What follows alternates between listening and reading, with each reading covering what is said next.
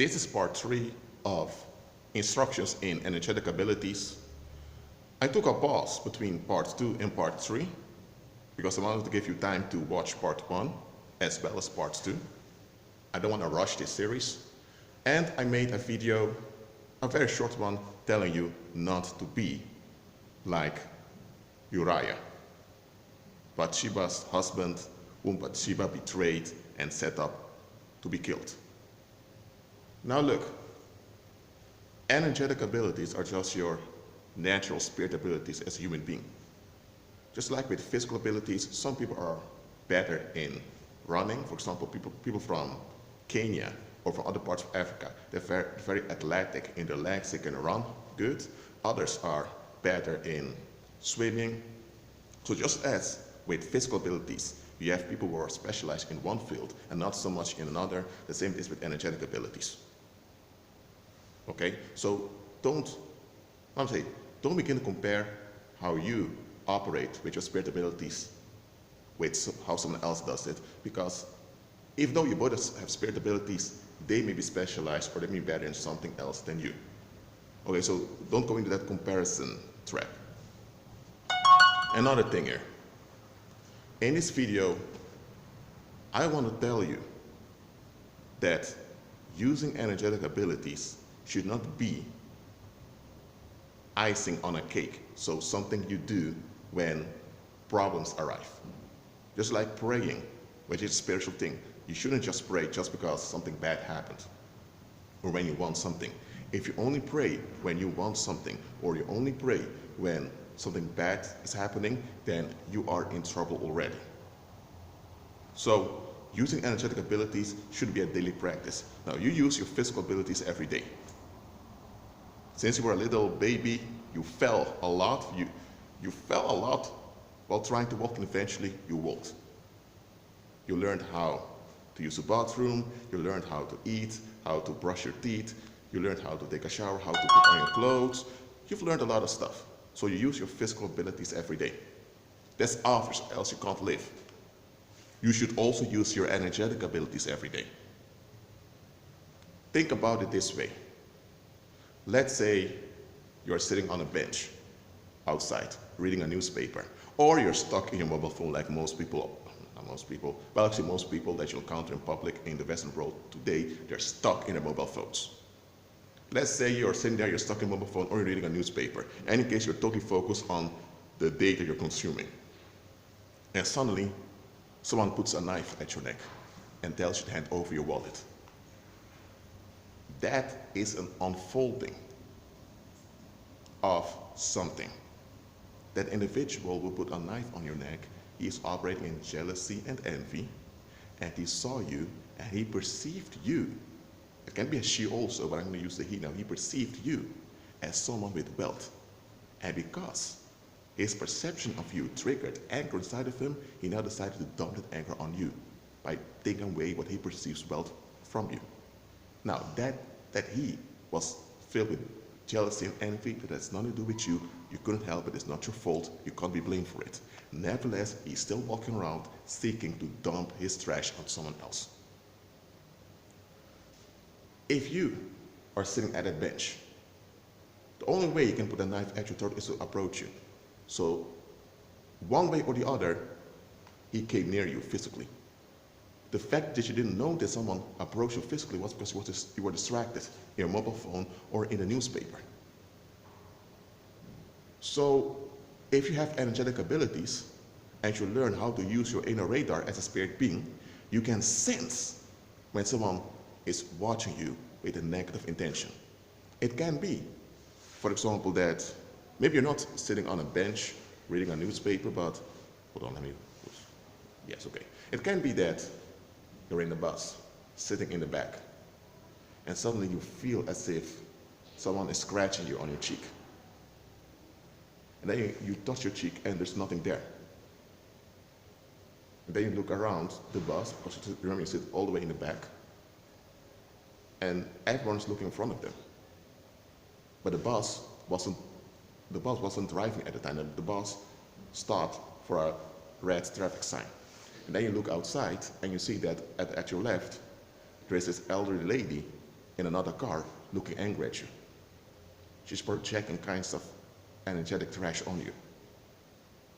Now, commoners in general would not notice that someone is watching at them with a bitter intent.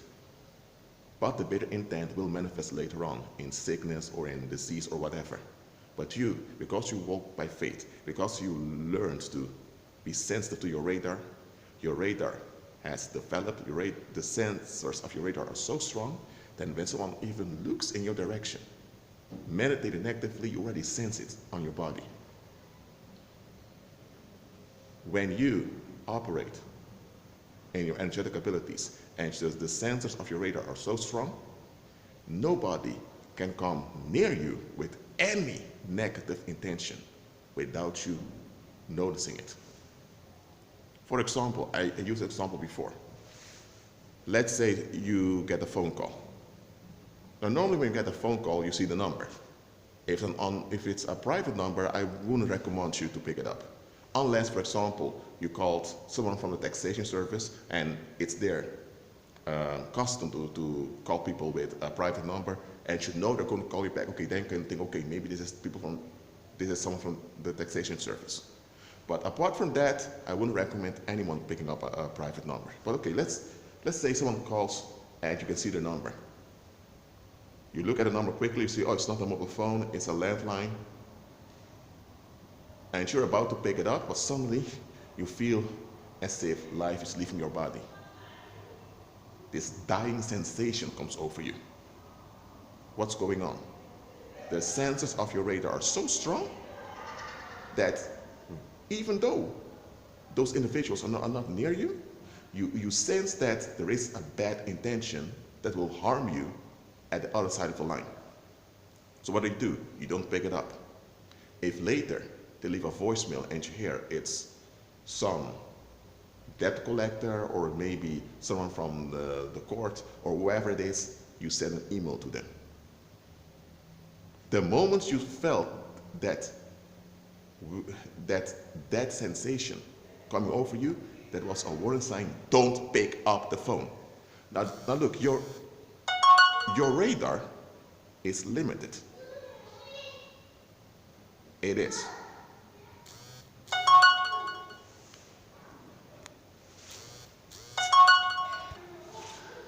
It's always weird, right? When you're making a video or teaching people about spiritual matters, someone begins to send you a message on WhatsApp that it should have sent you in the morning. But okay. Your inner radar is limited. Okay? It can't sense everything.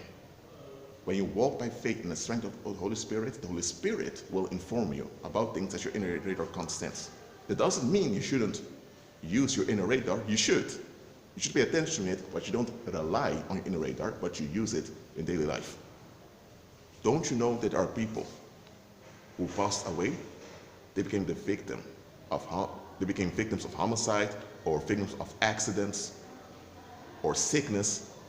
They encountered situations that were fatal. But those people never learned to pay attention to their inner radar. Most of them were not even aware they had an inner radar. If they would have paid attention to their inner radar, no matter how weak the radar was, they could have sensed, okay, something's wrong with this situation, you need to get out of this situation here. Because often, dangerous situations just pop up. There are things you can see coming, but sometimes things just pop up. I'm talking about incidents. Negative climate, you can see it coming, but incidents often just bang, they happen. But if your inner radar is working and you're walking your energetic abilities and you're sensitive energetically, you will sense incidents before they happen. It can be that you are at Starbucks drinking your coffee and suddenly you feel like you need to get out of there, out of the blue, and you do it. Next morning you hear that in front of Starbucks someone was stabbed.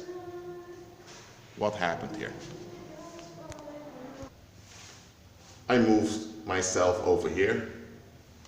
There's less background noise over here, so okay, I was saying so you hear next morning someone was stabbed in front of Starbucks. Now, did you know cognitively that someone was about to be stabbed? No. You didn't see it literally happen before it happened, but you sensed that something very awkward, something very bad, something fatal is about to happen here, so you moved away. So using your energetic abilities implies that you're sensitive to your environment. It can be, for example, that you have a daughter and she is about to go out with some friends. Not really going out to clubs and all of that, but they're going to a cafe, just hanging out with some friends. And then suddenly, while talking to your daughter, you get this weird sensation and you ask her, show me those friends you're going with. And she picks up her phone and she shows you her friends. You see her on a selfie with one of her friends, which she considers her best friend. And you see the picture and you get shocked in your body when you see that so-called friend of hers. You don't know exactly what it is, but you tell your daughter, are you going to meet that friend now? She said, yes. Maybe it's better for you not to go. So let's say your daughter is also spiritual and she trusts you. I'm not talking about you being controlling and want to have control upon your children's life. But if your daughter is also spiritual and you are experienced in spiritual matters, let's say she listens to you. She doesn't go to that cafe to meet her friends and some others. Later she hears that that same woman whom she considered her friend was conducting a smear campaign accusing her of things she never did. And this was going on behind everyone's back.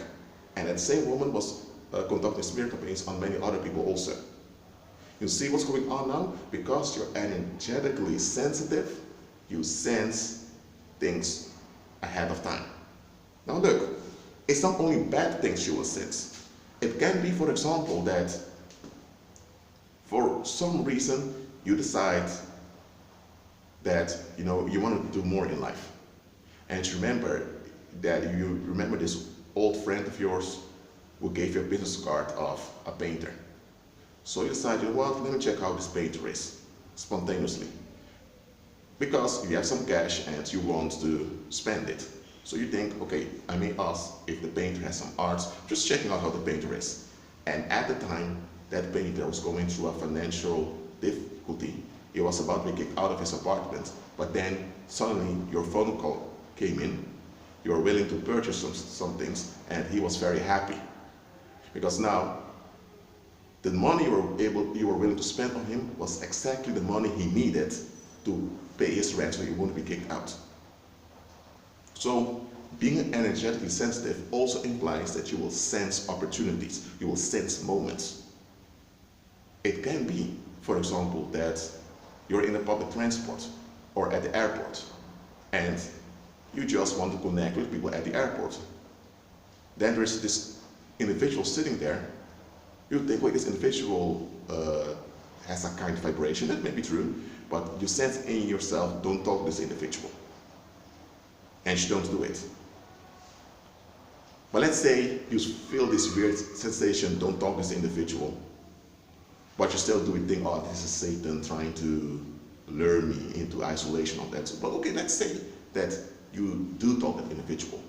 The individual is not negative. The individual doesn't develop any bad intentions towards you, but the individual tolerates a lot of toxicity in his or her life. So by you now being involved with that individual, the toxicity that they tolerate will now affect you too. And that's why your radar went off. You felt like talking to this individual will lead to trouble. If not the individual itself, the individual, him or herself, doesn't have dangerous or violent intentions, so they're not violent people, they're not bad, they're not evil people, but they tolerate bad people in their lives. And because they put up with bad people in their lives, you being involved with them means that you are 2 steps away from those bad people. Being 1 step away from bad people, that means when you have bad people in your life, that's bad already. Being 2 steps away is just as dangerous. So, let's say now you don't talk to this individual, but then later you feel like, okay, if I talk to this individual, something good will come from it. I'm not talking about you just having ideas out of nowhere. I'm talking about you really sense it. Then you may begin to talk to an individual, If you feel like you need to go slow, you go slow, and then you find out that the individual is going through something and you have the grace and the blessing to give them the proper advice how to deal with it. So being energetically sensitive is part of being human. Most people out there, they're not energetically sensitive. That's why good opportunities come by, they don't even notice it because they're too distracted.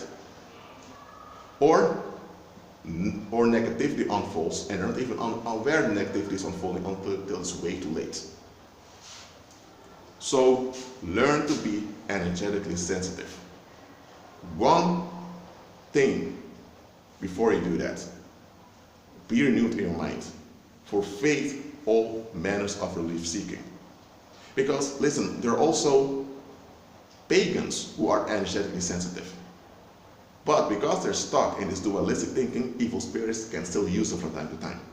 So being energetically sensitive is a good thing, but if you're not Christ-centered, that good thing can be used against you. So always agree with Christ and be at peace.